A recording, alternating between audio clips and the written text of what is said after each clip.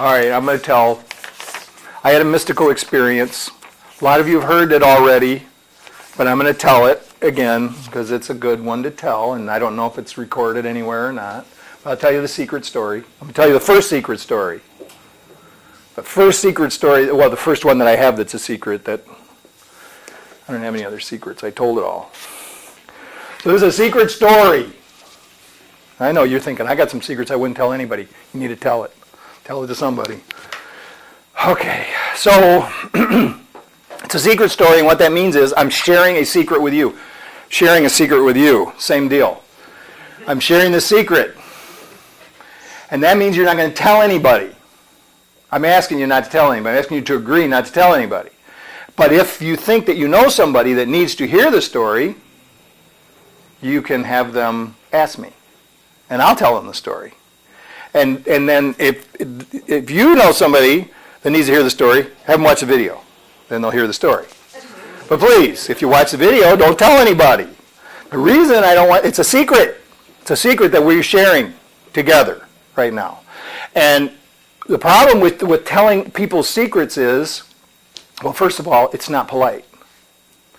Secondly, some of the magic is lost. And for years, I didn't tell this story to anybody. The reason I didn't tell the story was I didn't want the power of it to be eroded by me telling the story.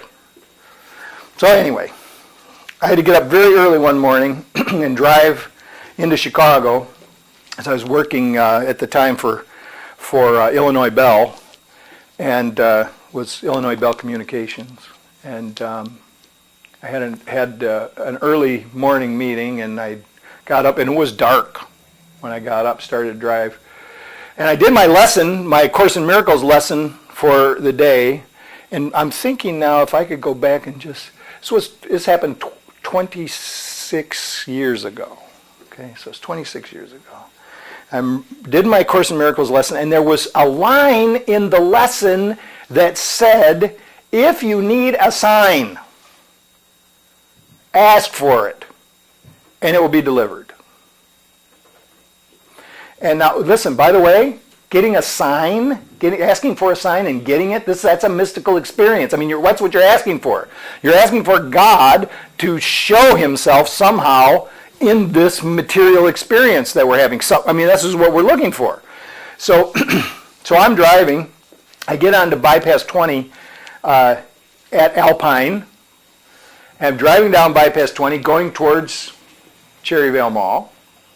And I pass Highway 39. I keep going, and then there's a spot right there in the road where the road begins to curve. It curves for a long time. And this idea comes into my head, an idea which I would never have thought of on my own. It said, let go of the steering wheel. Now look, this is not me. I'm just telling you, I am not letting go of the steering wheel. No, this does not make any sense to let go of the steering wheel. Let go of the steering wheel. We hit the curve. Well, I'm saying we. I'm thinking I'm not alone at this point because that car just starts going right around the curve. Does not move out of its lane. And by the way, it's a brand new car. First new car I ever had.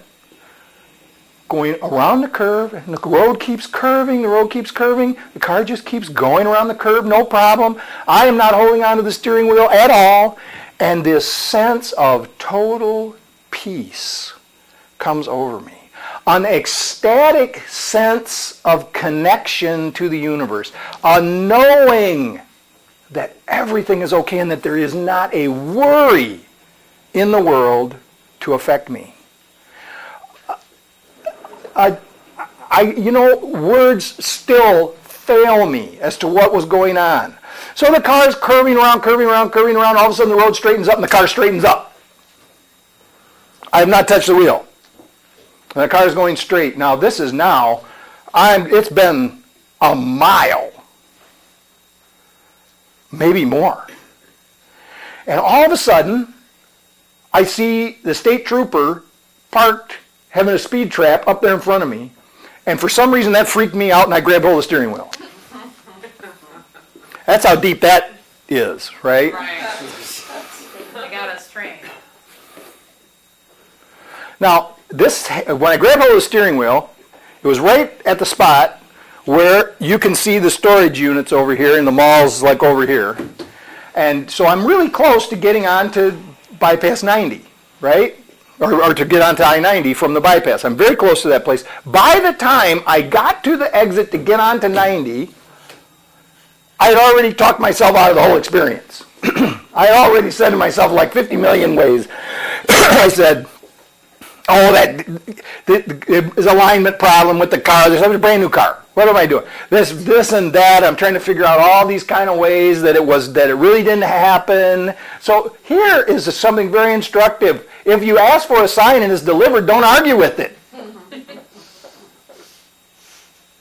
I actually said to myself, as I'm coming down the ramp onto I-90, I said, yeah, you and Shirley MacLaine.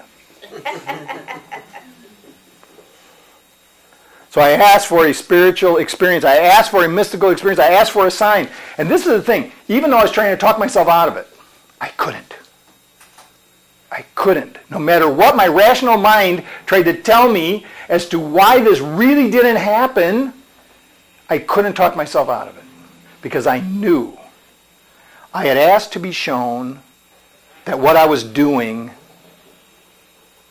was of value. I had asked to be shown that what I was doing was actually going to lead to something.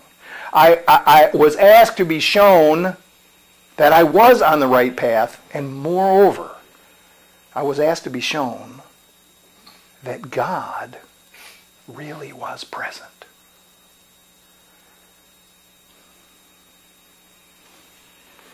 That's enough.